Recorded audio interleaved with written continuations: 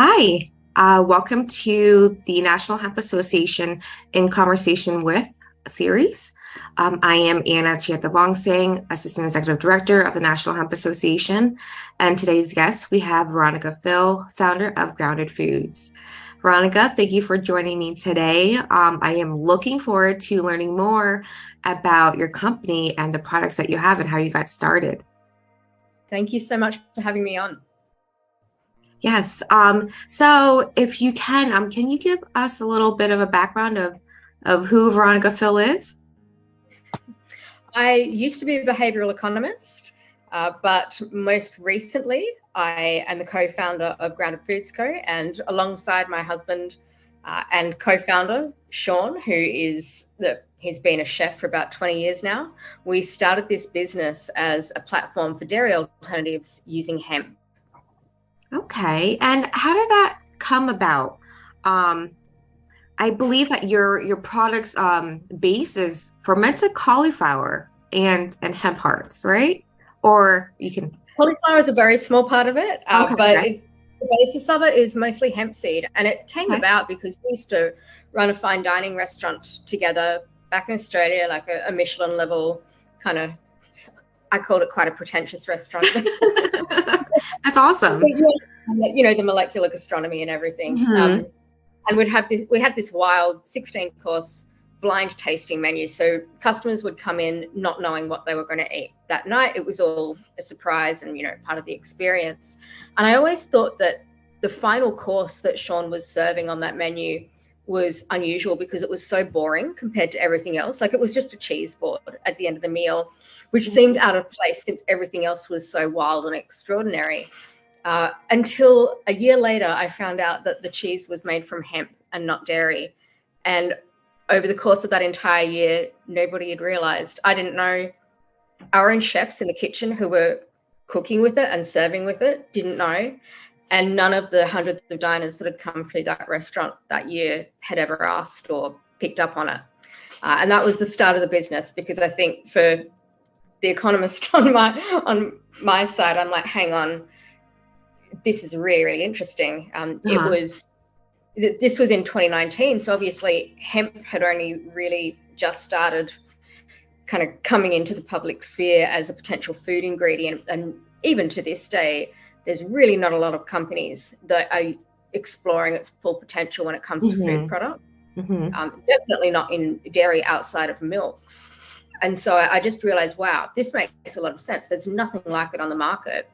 It's solving for so many problems, like in terms of scalability, sustainability, functionality, a big thing for us, because it means we can create products that just have a superior texture to any plant-based cheese on the market right Hmm. now. It's got that, because of the functional fats and proteins contained in hemp, it's got that beautiful, rich, creamy mouthfeel that we Right. can achieve unlike anything else. But it also means we can create these dairy alternatives that have 3 times the amount of calcium in them, just as much protein as dairy, but then this whole host of vitamins and minerals, antioxidants, omega-3 fatty acids, like all of these wonderful nutritional characteristics of Hmm. hemp. So everything just came together, and we very quickly got picked up by venture capitalists within a few weeks. Wow. I scrambled together a business plan. It all happened very, very quickly, and within weeks, we had left the restaurant, sold everything we owned, and moved to the other side of the world, to the US, to start commercializing the products. And here we are. Okay. Was there a reason why you chose to leave Australia and come to the States? Was there just more potential and the Yeah. okay. Hmm. At the time, I think it's different now. Australia's really caught up, and there's quite a hub there in terms of plant-based protein R&D. But at the time in 2019, the industry was just way too small. It was booming in the US. And then I think in terms of market size, the size of Australia and New Zealand as a potential addressable market is smaller than the state of California. So it just made Oh sense to come wow. here. Yeah, yeah, yeah, right. That wouldn't, yeah. It's almost like a no-brainer from that perspective. The other side of it is, I think, just because of the growth of the CBD industry and the laws in California in particular, we realized, wow, there's going to be this influx of hemp growers that are tapping into the CBD industry. the actual seed itself for food purposes is a bit of a byproduct of that industry. And so we're going to be able to access it at larger scale at much lower cost than we would be able to in Australia. Right, right. Yeah, that makes sense. So how did Sean come about creating this cheese ball? Like, was he just like experimenting with the hemp hearts and with water or like other, plant-based, milks or beverages, I would say?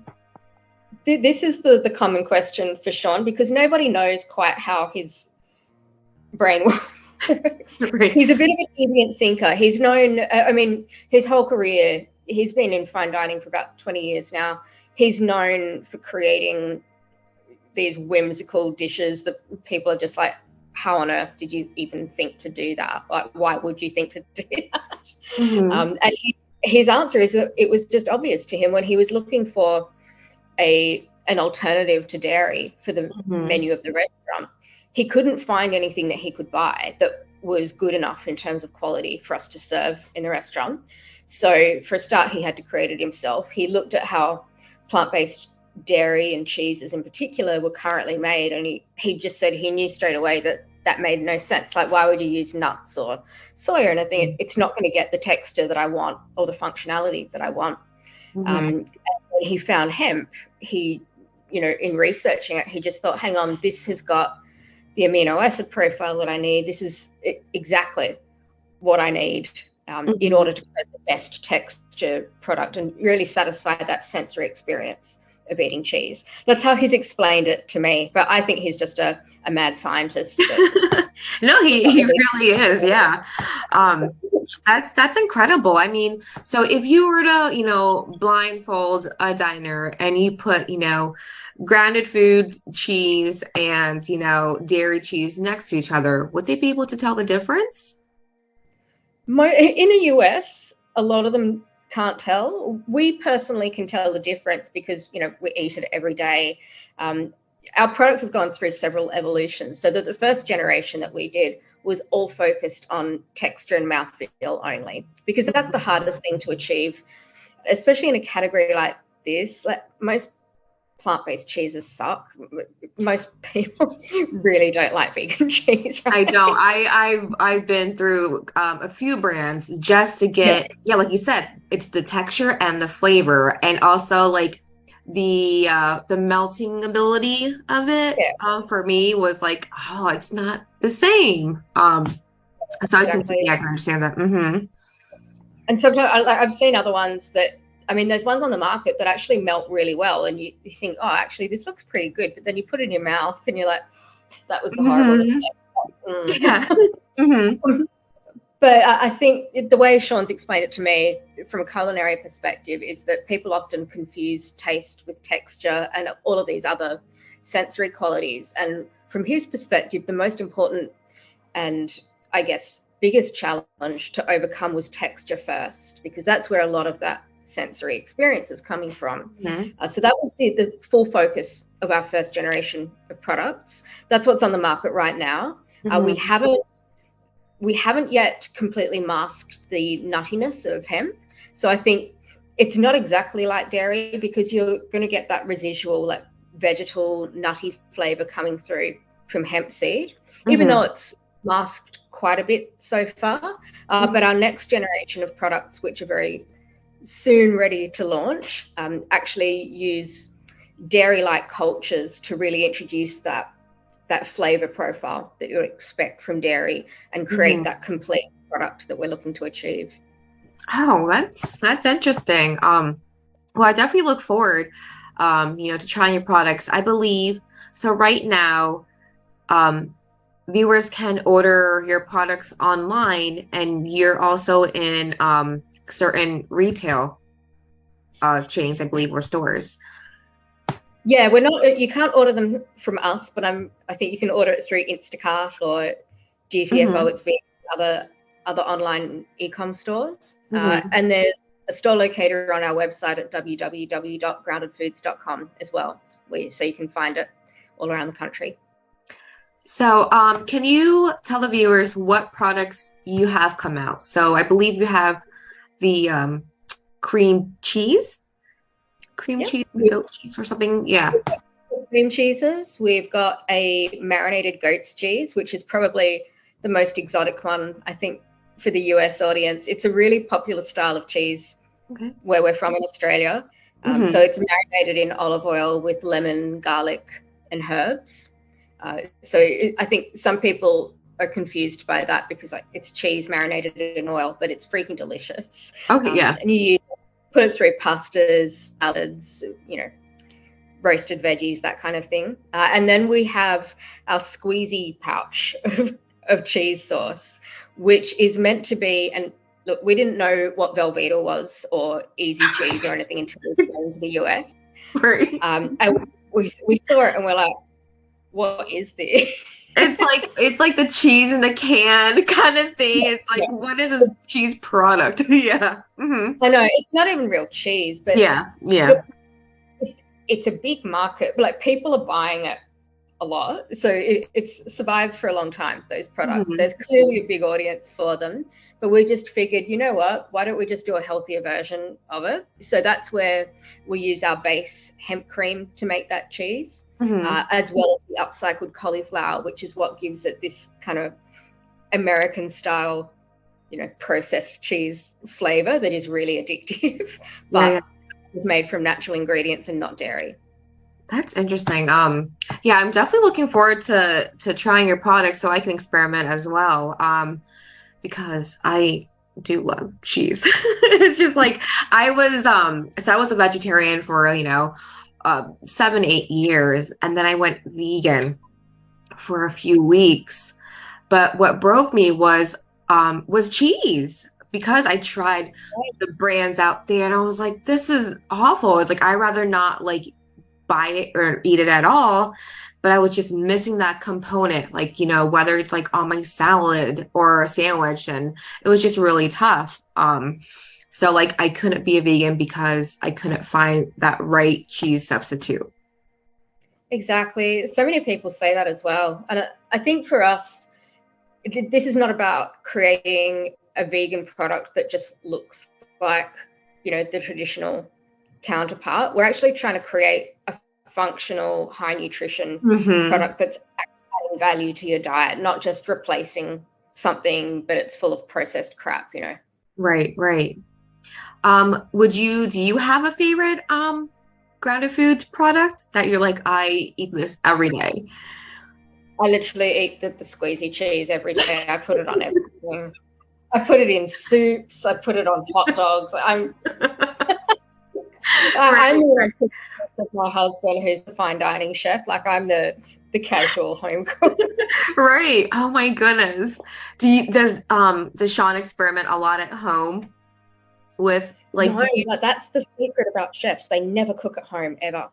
Okay. They spend all their time around food, and I think by the time they get home, they're just, taking cold leftovers out of the fridge like it's the Great Depression. And recreating it. Well, that's great. I mean, it's just fascinating to know what he's created, and it's true, what you said about hemp hearts are, just hemp grain in general. It does have, it's the ideal ratio of omegas. It does have all the vitamins that you've listed and the antioxidants, and I'm glad that that's what you said. It's a functional food. It's not just flavor based, it's functional. I think that's really important, and the message that we have to get out in terms of hemp foods and nutrition. So that's lovely, and I'm so glad to see this product on the market, and I'm looking forward to the second generation. Thank you so much. We're going to keep going. I just think there's such an opportunity here in hemp food R&D, and so few companies doing it. So we want to become part of that journey. So are you guys doing any like food or beverage related expos? Have you guys like done any of that yet in the States? We've done some trade shows this year. I think people are still very surprised to see that the products are made from hemp. They kind of seem bewildered at first, or just don't believe that that's what it is, because just the texture is so much like real dairy that it's kind of hard to believe. So what did you learn during this process, from your previous, background, which I'm sure, helped, getting funding, but just in food in general and how it really is a science and how you can manipulate like raw foods into, whatever end product it may be. Because, was it gastro? What did you call it? Gastro? It was like just the catchphrase is molecular gastronomy. Chefs hate it when you call it that. I think the public calls it that because that's a phrase that we recognize, but chefs have their own language that they right. my husband would probably yell at me for let's say art chefing.